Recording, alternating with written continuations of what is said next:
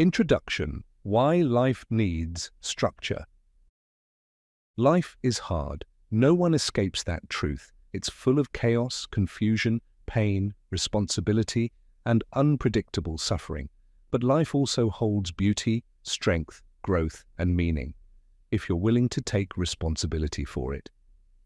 Jordan Peterson's book, 12 Rules for Life, isn't a guide to happiness. It's a guide to meaning, to order, to standing up when the world is too heavy and your inner voice is telling you to sit down. It's about becoming someone others, and more importantly, you can rely on. Peterson argues that many of our modern struggles come from a loss of order. We no longer know who we are, what we're aiming for, or what's expected of us. Everything feels optional, flexible, fluid. And while freedom sounds great, too much of it becomes chaos. Without structure, we crumble. Without discipline, we drift. Without meaning, we break. This is why rules matter. Not rules to control you, but rules to liberate you. Structure doesn't restrict freedom. It gives it direction. It turns suffering into sacrifice. It turns pain into purpose. The 12 rules outlined in this audiobook are not random. Each one offers a practical, deeply human insight. Some sound simple on the surface, like stand up straight or tell the truth. But behind every rule is a powerful idea. You have more control over your life than you think, but only if you're willing to take responsibility for it. Peterson's message is grounded in ancient wisdom, modern psychology, and the brutal honesty of real life. He doesn't sugarcoat anything. And that's exactly what makes his work so valuable. He speaks directly to the part of you that knows it's time to grow up. It's time to stop blaming the world. It's time to carry something meaningful. This audiobook isn't just about understanding the 12 rules. It's about applying them, living them, not perfectly, but actively. You'll hear what each rule means, how it works, and how to start using it. Today, you might not agree with everything. That's okay. These rules aren't meant to tell you what to think. They're meant to help you think deeper. So if you're tired of feeling lost, tired of feeling weak, or tired of not knowing what to do next, this is for you. Let this be your starting point. 12 rules. One life. Let's begin. Rule 1. Stand up straight with your shoulders back. Part 1. This rule might sound like it's about posture, and it is, but not just physically. Jordan Peterson uses this rule to introduce something deeper, the connection between your body, brain, and belief, because how you carry yourself isn't just a reflection of how you feel, it also shapes how others treat you and how you see yourself. Peterson starts with lobsters. Yes, lobsters. Why?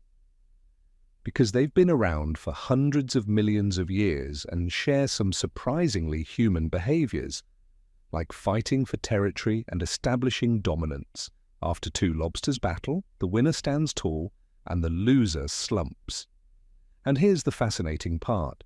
Their brain chemistry changes. The confident lobster literally produces more serotonin, making it more likely to win the next fight. The defeated one produces less, making it more likely to retreat. Humans work the same way. When you stand up straight, when you hold your head high, your body signals strength. You feel more assertive, others treat you with more respect, and that respect reinforces your sense of worth. But when you slouch, when you avoid eye contact, when you carry yourself as if you're apologizing for existing, you send the opposite signal. You feel weaker, you act smaller, and the world responds accordingly.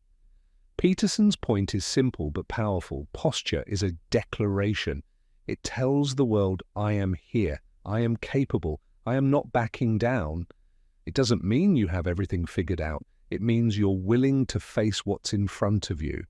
Standing up straight is the first act of taking control. It's not just about confidence, it's about telling your nervous system that you're not a victim. You're a participant. You're not hiding. You're engaging. Many people walk through life with their shoulders down, their eyes cast low, and their voice quiet. Not because they want to be invisible, but because somewhere along the way they learned to be. They were rejected, mocked, silenced, or hurt. And so they started to shrink, to disappear. But shrinking doesn't protect you, it only teaches you to expect less. And life will give you exactly what you expect. When you stand tall, even if you're scared, even if you're uncertain, you begin to shift your internal story. You stop saying, "I hope I'm good enough," and you start saying, "I'm ready to try." That's the beginning of strength. When you carry yourself like you matter, people respond differently. You attract more respect. You project capability. Not because you're pretending, but because you're aligning your body with your potential. You're stepping into a role that's waiting for you. Peterson is clear about this. The world is a harsh place. It's full of competition, suffering, and unpredictability. But that's not a reason to collapse. That's a reason to rise. If you want to survive, more than that, to thrive, you need to signal to yourself and to others that you're ready to bear the burden. Because make no mistake, life is a burden. Everyone carries something. The only question is how you carry it. Will you drag it behind you in resentment, or lift it with strength and purpose? Standing up straight is symbolic. It says, I accept my role in this life. I will carry what is mine to carry. I won't hide from responsibility. And when you do that, something shifts inside you. Your posture changes, yes, but so does your mindset. So does your willingness to face discomfort, conflict, and growth. This rule also forces you to confront your fear. Fear of failure, fear of judgment, fear of not being enough. But here's the truth. You don't become brave by avoiding fear. You become brave by facing it while standing tall. Imagine walking into a room, slouched, looking down, voice quiet. Now imagine walking into that same room with your back straight, eyes forward, breathing deep. It's not about arrogance, it's about presence. One version of you is hoping not to be noticed. The other is ready to engage. This shift isn't cosmetic, it's chemical. Physical posture sends signals to your brain, regulating hormones like cortisol and serotonin. So when you stand up straight with your shoulders back, you're literally telling your brain, I've got this. Will it feel strange at first? Yes. Especially if you're used to hiding, but over time, this practice becomes a habit, and the habit becomes part of your identity. You don't need to wait for life to become easy before you start showing up with strength. In fact, it's the act of showing up, before you feel ready, that builds the strength you need. So let this be your starting point. Straighten your back. Pull your shoulders back. Face forward. Not to impress others, but to remind yourself, you're here, you matter, and you are capable of standing tall, no matter what comes next. Rule 2, treat yourself like someone you're responsible for helping. If your dog is sick, you take it to the vet. If your child needs medication, you make sure they get the right dose at the right time. If your best friend is hurting, you offer kindness, advice, and care. You show up for them, consistently. But what about you? Most people treat themselves far worse than they treat others. They skip their own meals, ignore their own pain, dismiss their needs, and break promises to themselves all the time. And yet, they would never treat a loved one that way. Jordan Peterson asks a powerful question in this rule. Why do you care for others but neglect yourself? Why do you fight for someone else's health or success but not your own? It's not laziness, it's a deeper belief that maybe at your core, you're not worth helping, that others matter more, that your pain should be ignored, your goals postponed, your needs pushed aside. But here's the truth, you are as deserving of care, discipline, and compassion as anyone else.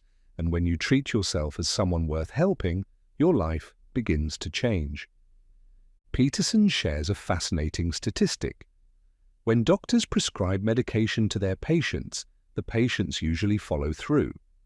But when those same doctors are prescribed medication for themselves, a significant percentage don't follow through. In other words, people, even highly trained professionals, often don't take their own needs seriously. Why? Because deep down they don't feel responsible for themselves in the way they feel responsible for others. They don't see themselves as someone worth taking care of, and that mindset has consequences. You are responsible for your life. No one is coming to save you. No one else can live it for you, and no one else will carry your body, your mind, your potential.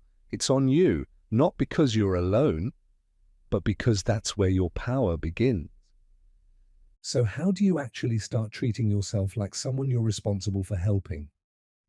It begins with self-respect, not indulgence, not avoidance, but responsibility. Helping someone doesn't always mean being soft. Sometimes it means being structured, director, honest. Sometimes love looks like discipline. If your friend was sabotaging their future, would you ignore it? If your child was living on junk food and scrolling for 12 hours a day, would you say nothing? Of course not. You'd intervene. You'd redirect them. You'd want better for them, so want better for yourself. Start by asking, if I really cared about myself, what would I do today? Would you eat better? Would you move your body? Would you speak more kindly to yourself? Would you stop tolerating toxic relationships or patterns that make you feel small? This rule invites you to flip your perspective, to imagine your future self, the one 5 years from now, and ask, how can I take care of that person? That future version of you is counting on you, and what you do today builds their life. But don't confuse this with self-indulgence. Treating yourself well doesn't mean doing whatever you feel like. It means doing what will serve you, even if it's uncomfortable. You wouldn't let your child skip school every day because they didn't feel like going. You'd hold them accountable. You'd teach them to show up. So why not do the same for yourself? Start small. Choose one area. Your sleep, your health, your schedule, your goals, and make a promise to care for it like you would for someone you love. Then keep that promise, not once, not perfectly, but consistently. Because every time you follow through, your brain starts to trust you. And that trust is the foundation of confidence. Treating yourself like someone you're responsible for helping also means not abandoning yourself when things get hard. It means forgiving yourself when you fall short, recommitting when you slip, and reminding yourself that failure is not the end, it's feedback. This rule is not about ego. It's not about thinking you're better than others. It's about remembering that you're equal to others, that your life, your health, your purpose, they matter too. And when you live from that place, something shifts. You stop waiting for someone to rescue you. You stop playing the victim. You stop treating your life like an accident and start treating it like a mission. You don't need to be perfect. You just need to show up like you would for someone you love, with patience, with honesty, with care, and with the courage to say, I'm worth helping and I'll help myself. Rule 3. Make friends with people who want the best for you. We all become the average of the people we spend the most time with. Their habits shape ours, their standards affect our own, and their energy, whether positive or toxic, influences how we see the world and ourselves. Jordan Peterson's third rule is simple, but not easy. Surround yourself with people who genuinely want the best for you. Not people who tolerate you. Not people who compete with you. Not people who secretly want you to stay small, but people who are glad when you grow. Too often, we hold on to friendships out of guilt or history. Just because you've known someone for years doesn't mean they belong in your future. And just because someone says they care about you doesn't mean they want what's best for you. Ask yourself this. When something good happens in your life, do your friends celebrate or go quiet? When you aim higher, do they cheer you on or try to pull you back? Peterson says, true friends support your potential, not your dysfunction. They don't enable your weakness. They don't encourage your excuses. They challenge you to rise, and they're not threatened when you do. This rule is about alignment. The people around you are either lifting you or holding you. And if someone consistently drags you into chaos, drama, or self-sabotage, it's not loyalty to keep them close. It's self-betrayal. Sometimes people claim they love you, but their actions reveal otherwise. They only reach out when they need something. They dismiss your goals. They bring constant negativity into your space. These are not allies. These are anchors. It's okay to outgrow people. It doesn't mean you're better than them. It just means you're growing, and not everyone will grow with you. Peterson emphasizes that one of the most courageous things you can do is let go of relationships that no longer serve your growth. This doesn't mean being cold or cutting everyone off. It means being honest about who helps you become better and who doesn't. It's also important to flip this around and ask, what kind of friend are you? Do you encourage others to level up? Or do you get uncomfortable when someone starts doing better than you? Do you listen without judgment? Or do you secretly enjoy hearing about someone else's failure? Be the kind of friend you wish you had. And watch how the quality of people around you begins to shift. This rule is especially powerful when you're trying to improve your life. Whether it's quitting a bad habit, starting a business, getting in shape, or healing emotionally, your environment will either support your change or sabotage it. If you're surrounded by people who don't take responsibility, who complain all the time, or who hate seeing others succeed, you'll feel pressure to stay stuck. You'll feel resistance every time you try to rise. But if you're around people who encourage growth, who celebrate effort, and who challenge you to be better, progress becomes easier. Your mindset shifts. Your standards rise. That's why this rule isn't just about friendship. It's about identity. You are building a life, and that life will either be supported or sabotaged by your relationships. So be intentional. Seek out people who are honest, supportive, disciplined, and ambitious. People who tell you the truth, even when it's hard. People who bring you clarity, not confusion. Peace, not chaos. And if that means you walk alone for a while, so be it. It's better to walk alone with purpose than with people who hold you back out of fear, insecurity, or comfort. You'll find your people, but only when you start honoring the version of yourself you're becoming, not the one you've outgrown. True friends want you to rise. They want to see you win. They challenge you, support you, and expect more from you because they believe in who you really are. So take inventory. Who are the 5 people closest to you right now? What do they value? What do they encourage in you? What do they pull you toward?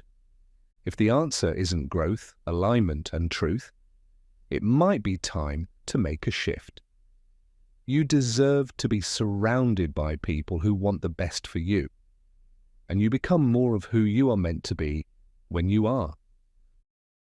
Rule 4. Compare yourself to who you were yesterday, not to who someone else is today. There will always be someone smarter than you, more talented, more attractive, wealthier, more connected, more successful. If your sense of worth is based on beating others, you'll never feel enough, because someone will always be ahead of you in something. That's why Jordan Peterson's fourth rule is so important. Stop measuring your life against other people. Compare yourself to who you were yesterday, not to who someone else is today. Social comparison is everywhere. We scroll through people's highlight reels online and forget they're curated. We hear about someone's promotion and instantly question our own path. We see success and assume we're falling behind. But here's the problem. Comparison destroys progress. When you constantly measure yourself against others, you either feel inferior, and which leads to shame, or superior, which leads to arrogance. Neither one helps you grow. Instead, the only person you should compete with is your past self. Ask yourself, am I a little stronger than I was yesterday? A little braver? A little more honest? A little more disciplined? These are the real metrics, not likes, not followers, not salary, not validation. The real question is, am I growing? Peterson explains that life is complex. People are wildly different. You don't know someone's full story, their upbringing, their traumas, their luck, their timeline. So why would you use their success as a ruler for your worth? If you're struggling today, maybe it's because yesterday you were stuck in survival mode. If you made a mistake, maybe today's progress is simply choosing not to repeat it. That is growth, even if no one claps for it. Comparison keeps you focused outward. Growth demands you look inward. Peterson gives the example of aiming small, adjusting your aim, and tracking subtle wins. You're not trying to beat the world, you're trying to refine your own path. That means recognizing tiny improvements, even if they don't look dramatic. Did you get out of bed a little earlier? Did you make a better choice with food? Or speak with more kindness? Or tell the truth when it would have been easier not to? That's your scorecard. Because here's what happens when you track your own progress. You build momentum, and momentum compounds. Small gains lead to bigger ones. Confidence grows, and suddenly you're not chasing anyone else. You're building something that's yours. Now, does this mean you should never look at others for inspiration? Of course not. Role models matter, but there's a difference between using someone as inspiration and using them as a weapon against yourself. Admire others, learn from them, but don't hate yourself because you're not them. And don't forget, someone else is probably comparing themselves to you. You might not see yourself as successful yet, but someone out there would love to be where you are. So stop underestimating how far you've come. Comparison also makes you miss your own wins. You could be improving every day, but if your eyes are always on someone else's path, you'll never feel it. You'll feel behind, even while you're growing. This rule is an invitation to slow down and measure what really matters. You're not here to race others, you're here to master yourself. One habit, one thought, one action at a time. So ask yourself each evening, did I do something today that future me will thank me for? Did I act with more strength or integrity than I did yesterday? Did I face something I used to avoid? If the answer is yes, you're winning. If the answer is no, then tomorrow is your next chance to adjust. Don't let the noise of other people's lives drown out your progress. Stay close to your values, your vision, your goals. This is your life, not theirs. And you take control of it one day at a time by beating yesterday, not everyone else. Rule 5. Do not let your children do anything that makes you dislike them. We live in a time where parenting is often filled with hesitation. Many adults are unsure how to discipline their kids. They want to be liked. They fear being too strict. They don't want to repeat the mistakes of their own parents, so they swing too far in the opposite direction, too permissive, too passive, too afraid to correct behavior. But Jordan Peterson's fifth rule cuts through the noise with a difficult truth. If you allow your child to behave in a way that makes you dislike them, the world will dislike them even more, and it will be far less forgiving. This rule is not about controlling children, it's about preparing them, teaching them how to exist in the real world with real consequences, because one day you won't be there to protect them, and the world won't care about their intentions. It will judge them based on their actions. Children are born with potential, not with maturity. They don't know how to behave. They don't know what's acceptable. That's your job to teach them, not through cruelty or shame, but through structure, limits, and leadership. Discipline isn't punishment, it's guidance. And children crave it, even when they fight it. A child without boundaries feels unsafe. They test limits not because they're bad, but because they want to know where the edges are. They're asking silently, "Am I safe? Who's in charge here? Will someone stop me if I go too far?" If no one answers that question with clarity, the child learns that chaos is normal, and worse, that their behavior doesn't matter. Peterson warns that when you allow repeated misbehavior, when you look away instead of correcting it, resentment grows in you. You start to dislike your own child, but feel guilty about it. So you hide the frustration, but it leaks out in your tone, your reactions, your exhaustion. This isn't fair to the child because what they needed wasn't passive approval. It was someone to teach them right from wrong, action from consequence, behavior from character. Let's be honest, children can act in ways that are selfish, loud, rude, and irrational. That's normal, they're learning. But the longer those behaviors go unchecked, the more deeply they become patterns. And patterns become personality. That's why Peterson urges parents to correct behavior early and consistently, not with anger, not with shame, but with firm, calm authority. If you don't, the child starts to believe that their behavior doesn't matter, that they can act however they want, whenever they want, and others must simply accept it.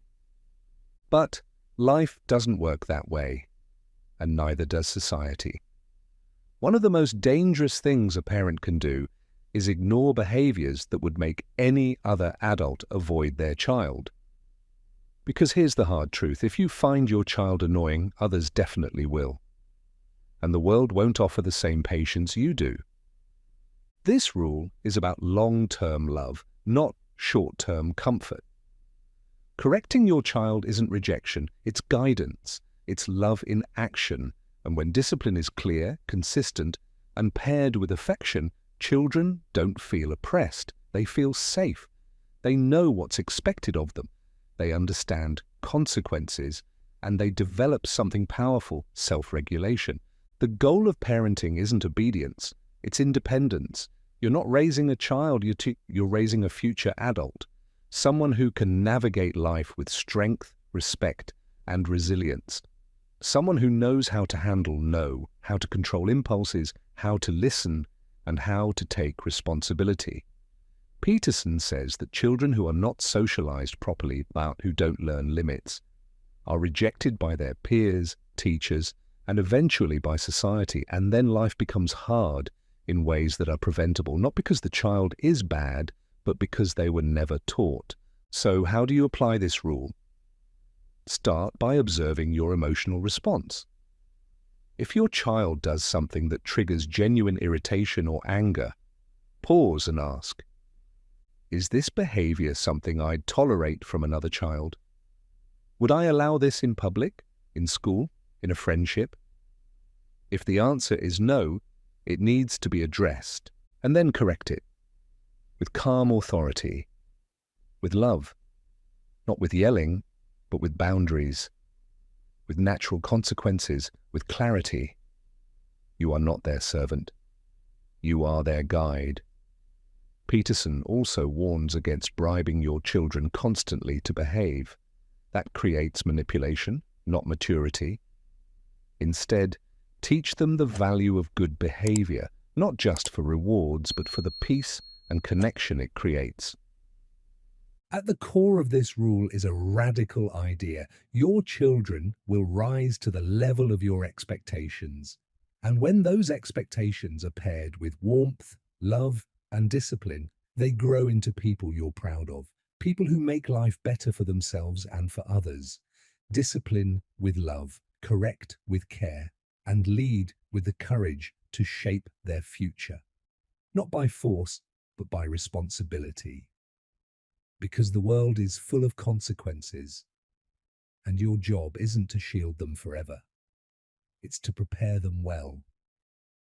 Rule 6. Set your house in perfect order before you criticize the world.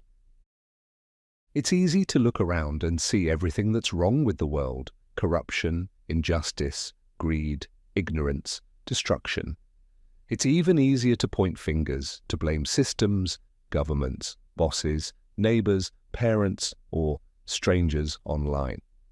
Everyone has an opinion. Everyone has someone to criticize. But Jordan Peterson's 6th rule flips that instinct upside down. Before you try to fix the world, fix yourself. Set your own house in perfect order. This is a hard rule because it calls you out. It puts responsibility back where it belongs. Not out there, but in here. Before you take on society's problems, this rule asks, are your own habits in order? Are you taking care of your body? Are your relationships healthy and honest? Do you speak the truth or avoid it? Do you show up consistently for your responsibilities? If not, start there. Peterson doesn't say this to make you feel guilty. He says it because order begins with the individual. And when you build inner strength, you gain real authority. Not the loud, opinionated kind, but the kind that inspires trust. Look at history.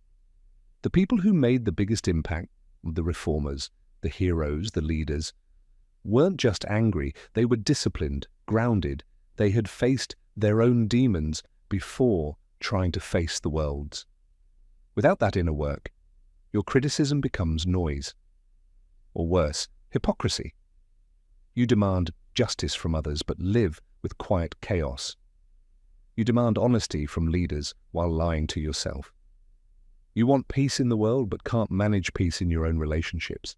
Peterson often says, if you can't clean up your room, don't try to change the world. It sounds simple, even silly, but it's profoundly symbolic.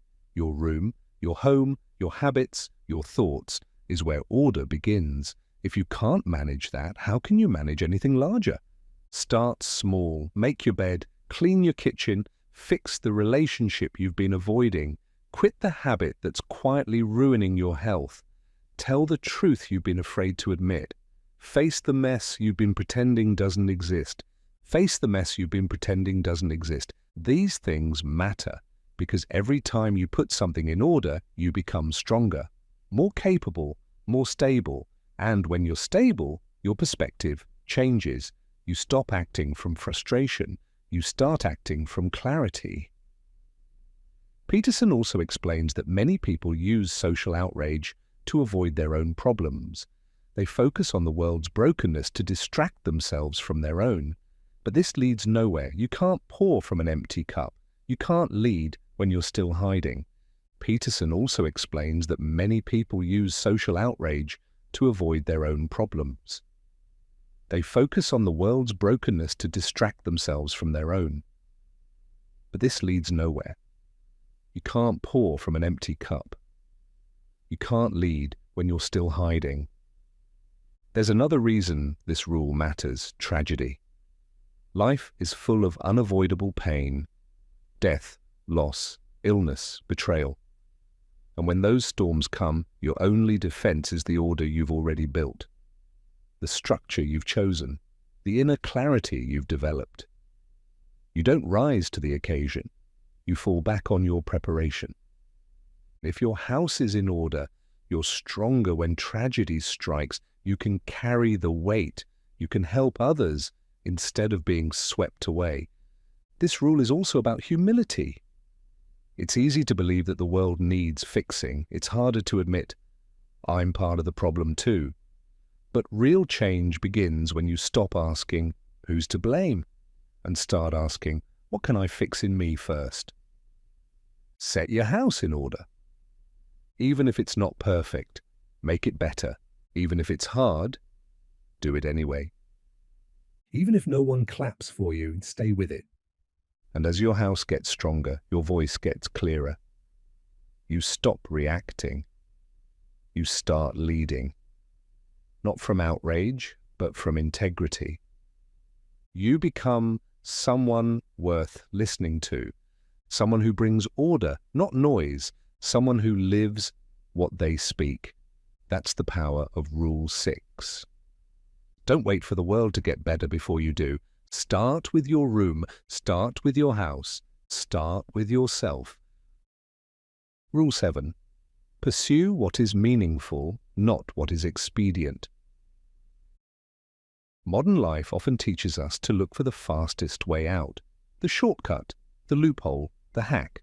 We want results now, success now, relief now, and if something takes time or effort, we're quick to ask, is there a quicker way? But Jordan Peterson's 7th rule warns us, don't live for what's easy, don't chase the convenient.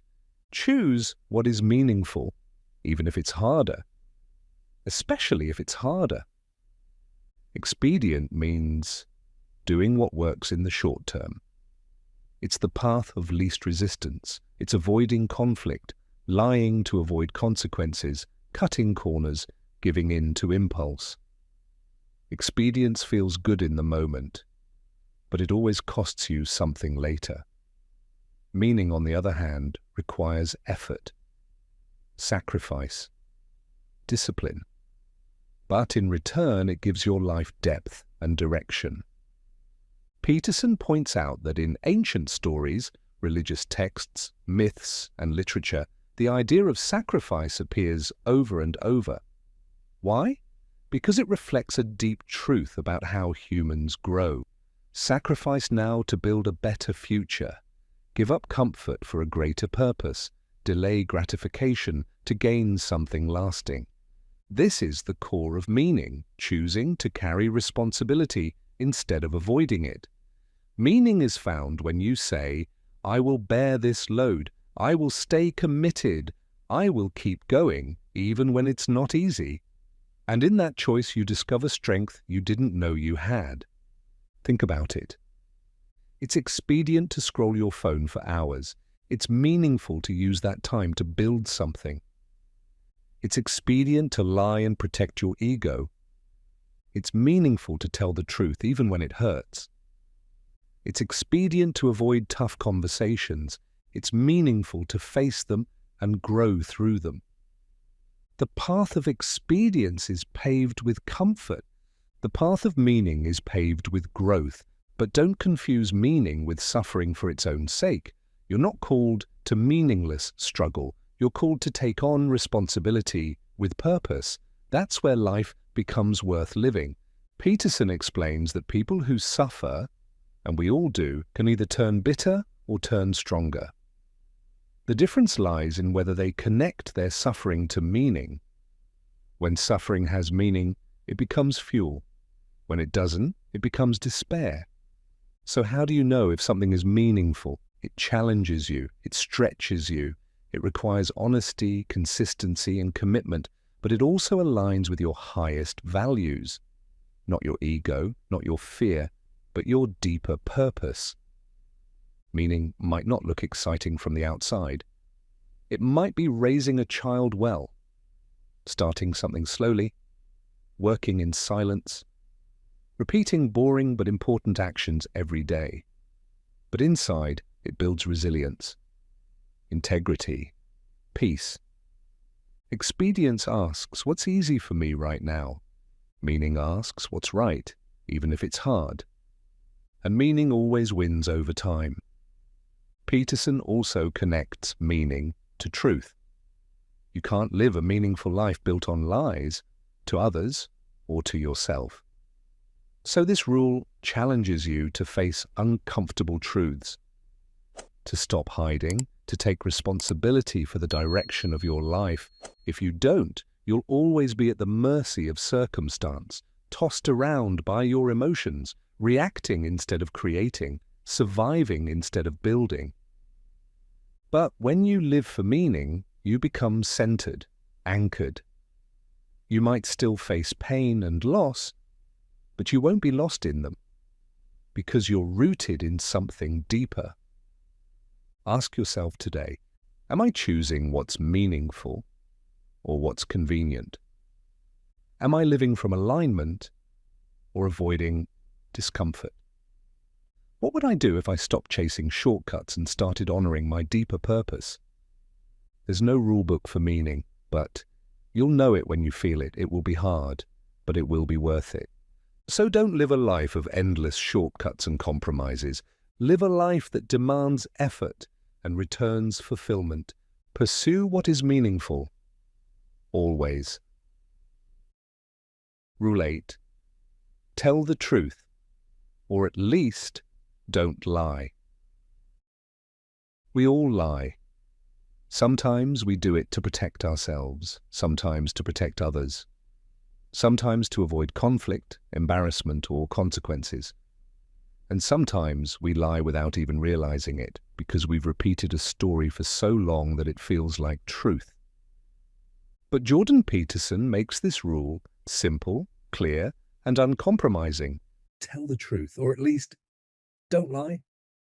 Why is this so important? Because lying, even in small ways, erodes your relationship with reality. And when you lose touch with reality, you lose your ability to navigate life with clarity and strength. A lie, no matter how small, distorts the world. It creates confusion, and worst of all, it creates internal conflict. Every time you lie, a part of you knows, and that knowing turns into guilt.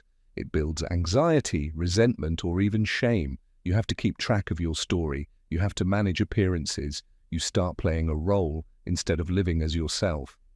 Peterson isn't just talking about big, obvious lies. He's talking about the daily dishonesty we tolerate, saying, "I'm fine," when you're not, agreeing to something you hate, pretending to believe what you don't, acting like someone you're not to avoid judgment. Every time you do that, you move further away from yourself. And the longer you do it, the harder it becomes to even know what you really think or feel. The truth is heavy, it's uncomfortable, sometimes it's inconvenient, but it's real. And when you speak the truth, you live in alignment with reality, even when that truth is difficult. Peterson makes an important distinction. Telling the truth doesn't always mean saying everything. You don't have to be brutally honest or tactless. Sometimes the right choice is to say nothing. But the line is here. Don't speak what you know is false. Don't say it just to fit in. Don't say it just to be liked. Don't say it just to avoid discomfort. Because once you start lying, your life becomes a performance. And eventually, you forget who you are underneath the mask. Peterson also notes something deeper. When you lie, you teach your brain that reality can't be trusted. You start to manipulate instead of relate. You adapt to the lie instead of adapting to the truth. And when chaos comes, as it always does, you won't be ready, because your foundation won't be stable. Telling the truth is a kind of courage. It says, I trust that facing what's real is better than living in illusion. And that decision changes everything. It doesn't mean life becomes easy. In fact, it might get harder. People might push back. You might lose fake relationships built on pretense. You might feel exposed. But what you gain is worth more. Integrity, peace, self-respect, clarity, and over time, trust from others and from yourself. Telling the truth also helps others grow. When you're honest, you give people the chance to improve. When you lie to keep the peace, You rob them of that opportunity. You delay reality, and reality never stays hidden forever. This rule also applies inward. Don't lie to yourself. Don't tell yourself you're okay when you're not. Don't pretend you don't want more when you do. Don't ignore that voice in you that says, "This isn't right." Self-deception is the most dangerous form of lying, because when you lie to yourself, you lose your compass. You stop trusting your own instincts. You get stuck in patterns that don't serve you, and you wonder why nothing changes. So how do you apply this rule? Start small. When you're tempted to say something just to smooth things over, pause. When you hear yourself exaggerate, stop and rewind. When someone asks for your opinion, speak with care, but speak with truth. And when you catch yourself avoiding what you know is real, gently call yourself out. It won't be perfect. But progress starts with awareness. And honesty, like anything, is a habit. One choice at a time. Eventually, you'll notice something powerful. The more honest you are, the lighter you feel. The more truthful your life becomes, the less effort it takes to live it. You stop hiding, you stop acting, you just show up. Truth is hard, but it's clean. Lies feel easier, but they build rot. So start telling the truth. Or at least, stop speaking what you know is false. It's not just a moral rule, it's a survival strategy. In a world of confusion, truth is your compass. Use it. Rule 9. Assume that the person you're listening to might know something you don't. We live in a world full of noise, social media arguments, constant opinions, never-ending conversations, but very little listening. Everyone wants to speak. Few people truly want to understand. Jordan Peterson's 9th rule is deceptively simple. Assume that the person you're listening to might know something you don't.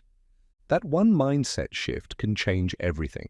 Your conversations, your relationships, your growth, and even your worldview. The key word here is assume. You don't have to agree with the other person. You don't have to accept everything they say. But you begin with the belief that there might be something valuable, something hidden, something you've missed, and you stay open long enough to find it. That's rare, because most people don't really listen. They wait for their turn to talk. They nod while planning their response. Or they reject the message because they don't like the messenger. But when you do that, you cut yourself off from learning and from connection. Peterson explains that listening is not weakness, it's humility. And humility isn't about putting yourself down. It's about knowing you don't know everything. When you approach others with real curiosity, you grow, even if they're wrong, even if you disagree, because the act of listening shapes you. It makes you sharper, deeper, and more aware of how others think. And sometimes they do know something you don't, something you desperately need to hear. Listening well isn't passive, it's an active skill. It requires patience, presence, and the ability to quiet your ego, to stop preparing your defense and just receive what's being said. Peterson draws from the tradition of psychoanalysis, where clients often reveal their own truths simply by being heard, not judged, not fixed, just heard. And the same is true in everyday life. Sometimes the act of listening allows the other person to understand themselves better, because speaking out loud brings clarity. But this rule isn't just about helping others. It's about protecting yourself from ignorance. If you only listen to people who think like you, believe what you believe, and confirm what you already know, you trap yourself in a bubble. You become fragile, easily offended, resistant to change. That's not strength. That's mental laziness. Assuming others might know something you don't forces you to expand. It doesn't mean agreeing with everything. It means staying curious, testing your own ideas, updating your understanding when new facts emerge. That's real intelligence. That's how wisdom is built, through dialogue, not monologue. This rule also helps in conflict. When you assume the other person might know something you don't, you stop attacking. You start asking. You move from defensiveness to exploration. And suddenly, arguments turn into conversations. Tension turns into insight. Even disagreement becomes useful. But this takes practice. So how do you become a better listener? Start by noticing how much space you take in a conversation. Are you dominating it, interrupting, shifting it back to yourself? Try this. For one conversation, focus only on listening. Don't plan your reply, just follow the thread, be curious. Ask questions like, what makes you feel that way? Can you tell me more about that? What happened next? How did that impact you? These are not tricks, they're signs of genuine interest. And people feel that, they open up. And when they do, you learn more about them and about life. Also, listen between the words. Pay attention to tone, pauses, emotions. What's not being said can matter just as much as what is. Now here's the challenge. Sometimes the person you need to listen to is the one you're tempted to dismiss. A child, a critic, a person from a different background, someone you don't agree with. But if you stay open, there's often a gold thread beneath the noise, something you haven't seen yet. And yes, sometimes people speak nonsense, sometimes they're uninformed, emotional, or projecting. But even then, your ability to hear them without hostility makes you stronger. It sharpens your clarity. It gives you insight into how people work. And that's a tool worth having. Peterson warns, arrogance closes your ears. It convinces you that you already know enough, but that's dangerous because what you don't know can hurt you, or limit you, or keep you stuck. Assuming others might know something you don't isn't just a social skill, it's a survival skill. It's how you stay awake in a complex world. It's how you stay teachable. And being teachable is how you keep evolving. So the next time you're in a conversation, pause, step back from your assumptions, let go of your need to be right, and ask yourself, what can I learn here? You'll be surprised by what you find.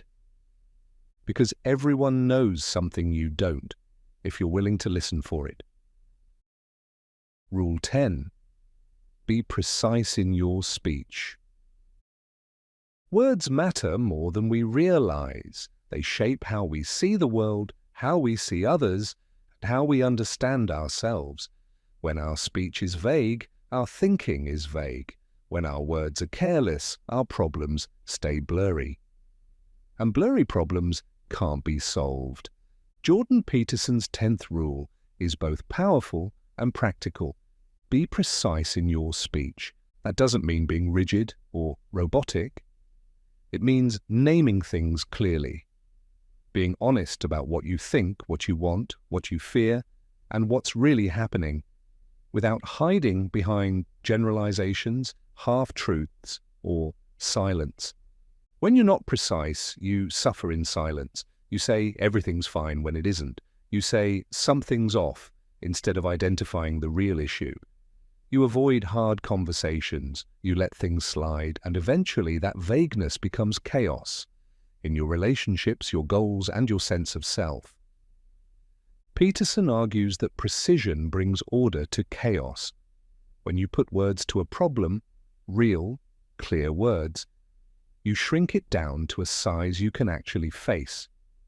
It becomes manageable, understandable, and from there you can take action.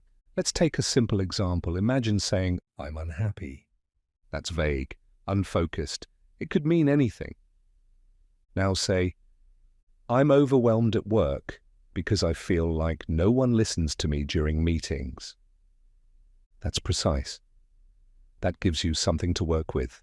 Vague language keeps you stuck. Precise language moves you forward. This applies to every area of life, relationships.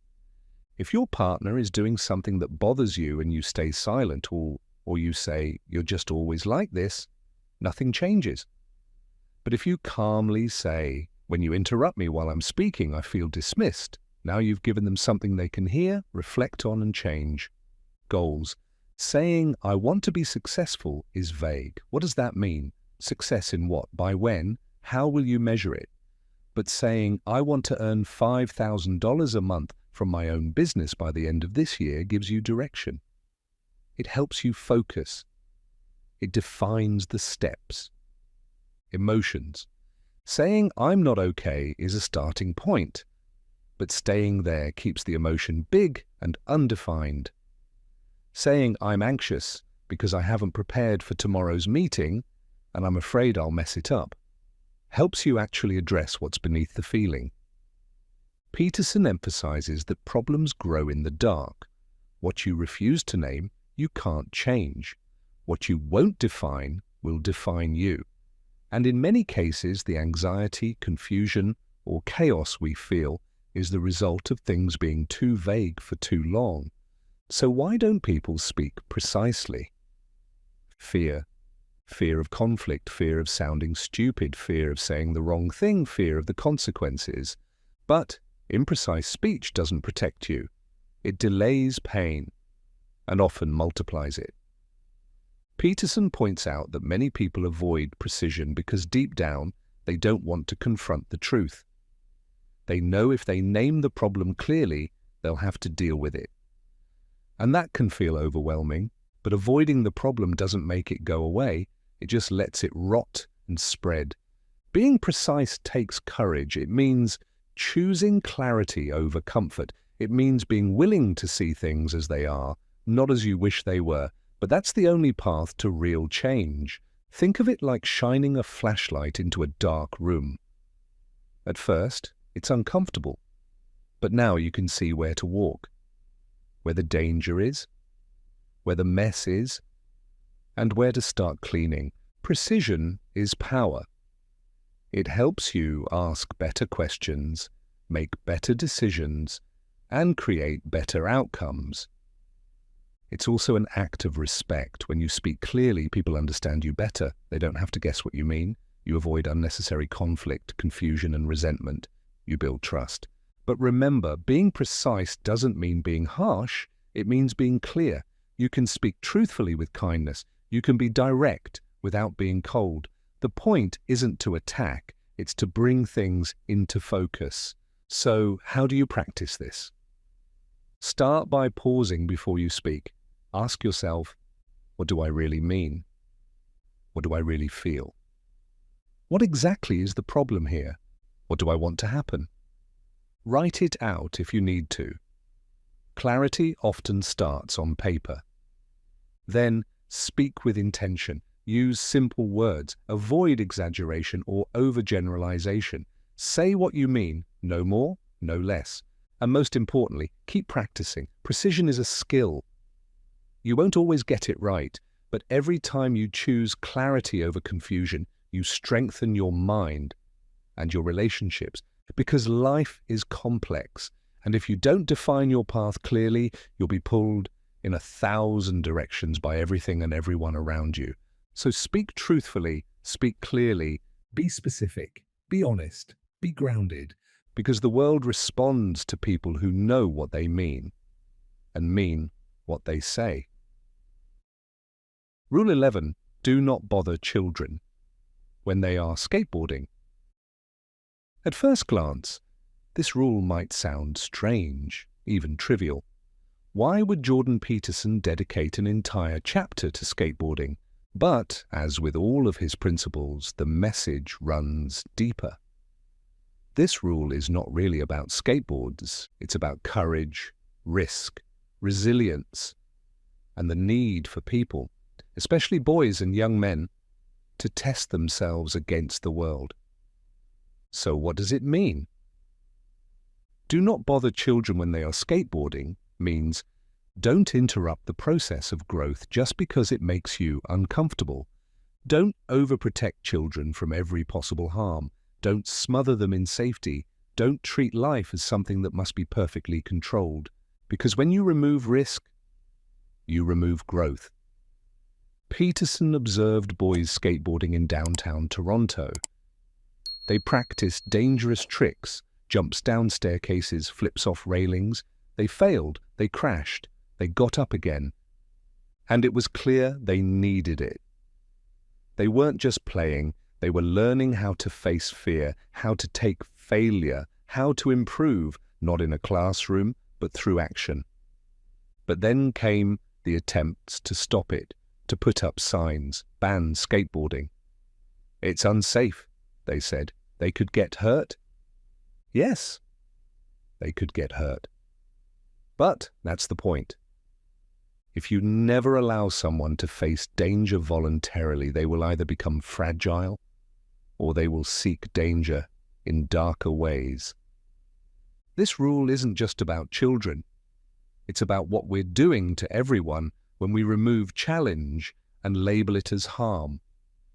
When you shelter people too much, you deny them the very experiences that build strength.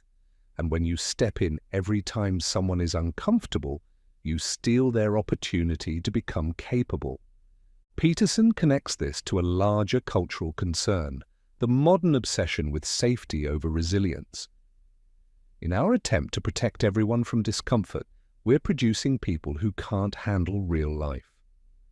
If you raise children to believe that all pain is trauma, that all failure is unfair, that risk is always bad, what happens when the world hits them, when tragedy strikes, when no one is there to cushion the fall?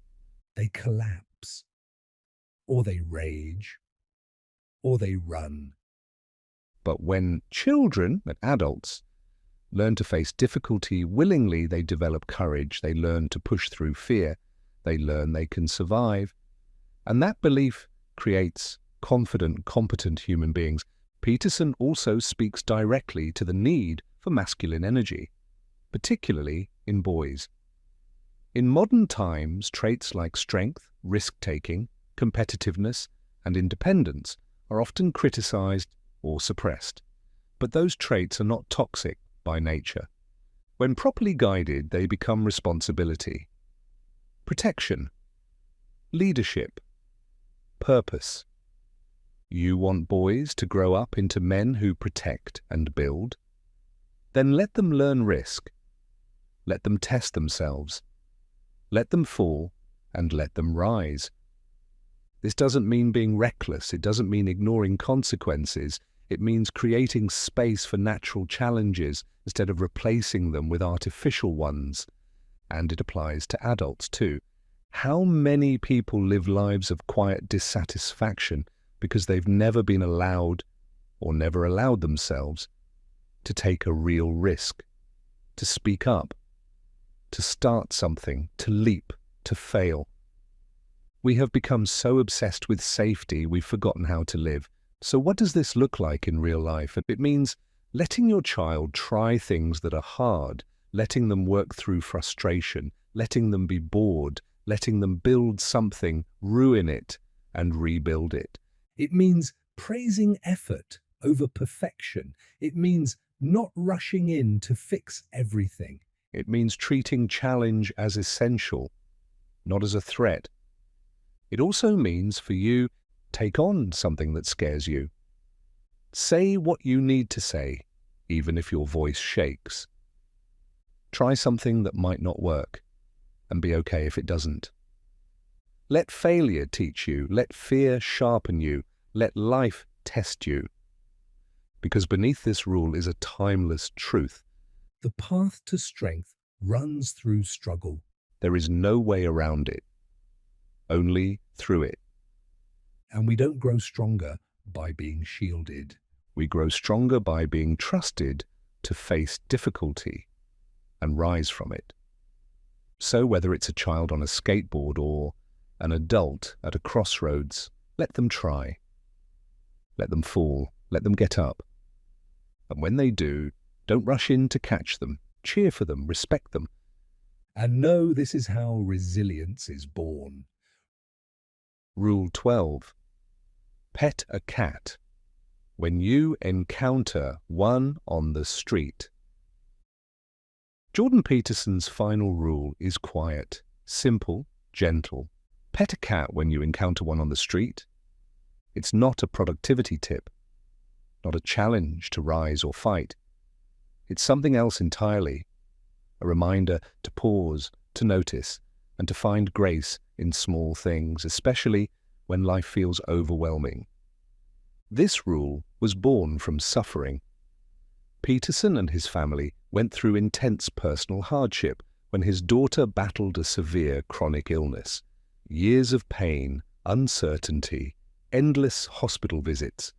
Watching someone you love suffer and being powerless to stop it breaks you open in ways nothing else can. And yet, even in that pain, there were brief moments of peace. Quiet. Connection. One of those was this: walking down the street in the middle of chaos and noticing a cat. Software, calm, present. And in that moment, stopping to appreciate it. That's the essence of Rule 12. When you're surrounded by pain, don't overlook the small pockets of beauty. They won't fix everything, but they give you a reason to keep going. Life is full of suffering. If you haven't experienced it yet, you will. No one escapes it. It may come in the form of loss, illness, betrayal, failure, depression, or something else entirely. But it will come. And when it does, this rule becomes essential. You must find something small and good and let it matter. Peterson isn't romanticizing pain. He's not saying it's beautiful. He's saying that even when everything feels broken, not everything is. There's still a breeze, a warm drink, a kind smile, a moment of music, a soft paw brushing against your leg. These things are real. And they don't deny the pain. They coexist with it. When life feels unbearable, your mind will race. You'll replay the worst. You'll obsess over what's lost. You'll want to run, fight, fix, control. But often what you need most is to pause, to breathe, to come back into the now, not the past or the future. Petting the cat is a metaphor for that pause. It's a symbol of attention, of choosing to anchor yourself in something gentle, even if just for a moment. There's a deep truth behind this. The little things are not little when everything else is falling apart. They're survival tools. They keep you human. They keep your heart open. They remind you that beauty still exists, and so do you. This rule also teaches presence. The cat doesn't care about your schedule, your reputation, your future plans. It exists here, now, and to connect with it, you have to be here too. When you slow down and notice the world, the real, quiet world, you reconnect with life. The feeling of sunlight, the smell of rain, the sound of laughter in another room. The way your chest rises and falls without trying, these aren't distractions, they're anchors. And in times of suffering, they are often all you have. Peterson reminds us that not all suffering can be solved. Some pain is permanent. Some problems won't go away. And when you can't fix it, you must endure it. To endure, you need something solid, something soft, something true. So pet the cat. Not because it will heal your pain, but because it reminds you pain isn't everything. And in time, you'll start to see more cats, more moments, more reasons to keep going. Not grand reasons, not loud, but enough. This rule invites you to stop waiting for things to be perfect before you allow peace. Let peace come in fragments, in seconds, in unexpected encounters. And maybe one day, when someone you love is hurting and you don't know what to say, you'll remember this. Sit with them. Be with them. Point out the light on the wall. Offer tea, watch the birds. Pet the cat. Because sometimes the best we can do is stay present, stay soft, stay here. Conclusion. How to live with strength and meaning. You've just walked through 12 principles, not just for success or discipline, but for something much deeper, living a meaningful life in a chaotic world. Jordan Peterson doesn't offer easy answers. He doesn't promise instant peace, constant happiness, or a life without pain. Instead, he gives you something stronger, a way to face life with courage, integrity, and depth. Let's remind ourselves of what you've heard. Stand tall. Not just in posture, but in presence.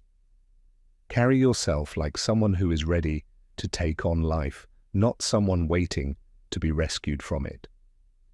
Treat yourself like someone worth helping. You matter. You deserve your own attention, care, and effort. Surround yourself with people who lift you and walk away from those who don't. You rise when your circle reflects your values. Measure your progress by who you were yesterday, not by comparing yourself to someone else's filtered highlight reel. You're not racing them. You're building you. Parent with intention. Lead with love and structure. Prepare your children for the world. Not to be protected from it forever, but to step into it with strength. Clean your house before you try to clean the world. Face your chaos first. That's where your authority begins.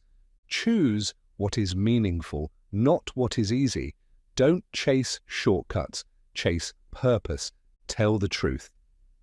Or at least don't lie. Speak clearly even when it's hard, especially when it's hard. Listen deeply. Assume others know something you don't. You'll grow faster and connect more. Be precise. Name the problem. Define the goal. Don't let life stay vague. Clarity is power. Let others and yourself face challenges. Don't smother courage. Don't trade resilience for comfort. Let people try. And finally, in all your striving, don't forget the cat. The sunlight, the laugh, the stillness. Because life isn't just what we build, it's what we notice along the way. These rules aren't about perfection. You will fail. You will fall short. You'll forget them, then remember again. That's okay. The goal isn't to become flawless.